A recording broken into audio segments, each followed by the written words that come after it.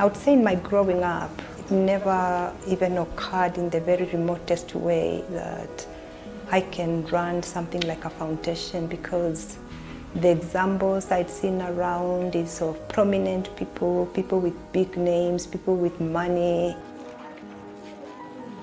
Growing up in the village, you see so many children from poor families, and most of them, especially girls, when they do class 8 and their parents are poor, they're already rich people looking for house helps. And you hear, go to so-and-so's home, our daughter did class 8 and they can't afford school fees, so you can get her as a house help.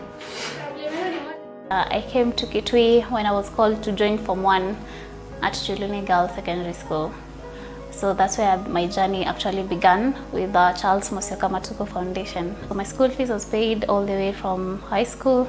I was called to join Kenyatta University. Monica decided to continue paying my tuition in the university, and I graduated with a bachelor degree in environmental planning and management. I'm an orphan. Ni mtoto wa mzazi mmoja mama.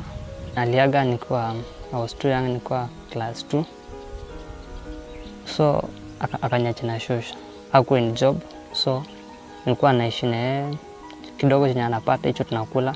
In terms of school fees, so nilikuwa mostly na rely kwa neighbors. Musyoka Matuku Foundation ilikam nilikuwa form 2 kanichukua na wakaanza kunilipia school fee. Nilikuwa form 2 up to form 4, then from form 4 up to college now. I'm a daughter of a single mother who works as a house help, and I live with my grandmother. I faced a lot of challenge in school fees, because I remember when I was in class 8, the school organized for my fees in term 3. Just because you're born to a poor family doesn't mean you have to live and die poor. And that has been my driving force, that every child deserves an opportunity. Some years ago, my parents waliaga dunia, and then nikakuwa nimebaki naye ni shushu yangu, so akakuwa na ile support. I have both parents, but the family is quite unstable.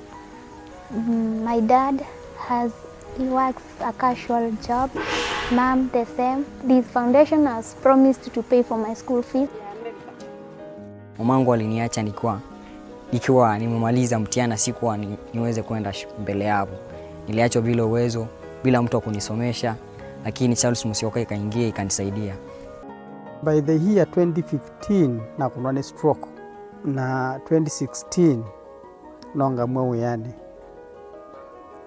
ni librarian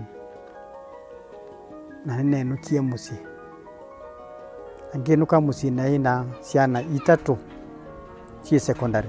Ciana isu ni ciaiyekela na ibiwe chonde mpaka ona mbui na thoete musi, ona ng'ombe na thoete musi. Ciana isu cia mina kitu ne bai thokwe na nina twiwe na twana ngaliko cia group and beta wa usweni na twa kuku rutwa kalia na musea wakwa twana cia na twikalite indi nibo wambie kumbete mathina weza kwithia na mathina maingi muno withia no kumbwa mpaka ona maya monthe meba monthe makwikiwa wethia ni nambia kuwa muno na makukanga wethia no kuteza ciana cia kwa muno byo ni waibwa muno byo mundu kamwe kayu ka sponsor wo yuko somethio no akabuye muno bakomisia kayu kwithwa ni ka kwa hospitali. I completed my KCPE in the year 2017 and managed to get 422 marks. So I was posted to the Kenya High School.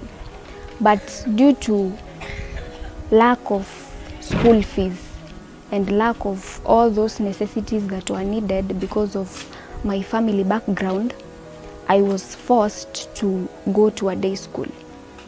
So I went to a day school. I studied for 1 term, my parents struggling to pay the school fees. But then through God's grace, Charles Musyoka Matuku Foundation came in. I live with my mother, and my father had passed on while we were staying at Nairobi. So we had to migrate from Nairobi to come and settle here.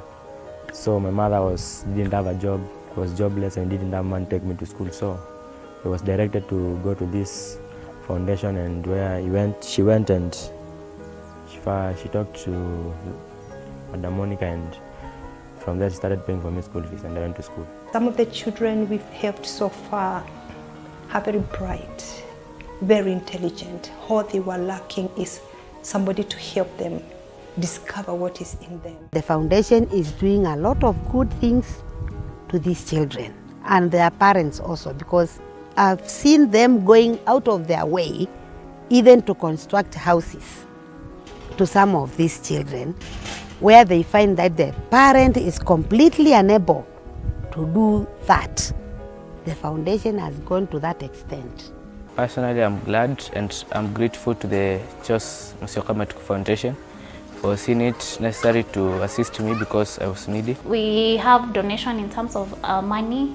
We have donations in terms of clothing. Some of our students do not have clothes, and whenever we have meetings or whenever they pass by in the office, we have clothes. We give them clothes. Or even if you have a counseling office or something, you can choose to donate your services to help some of our students, because some of them are really traumatized by the situations at home. Ignorance is very, very expensive by all means, and therefore I would say there's nothing as good you can give to anybody like giving them the right education.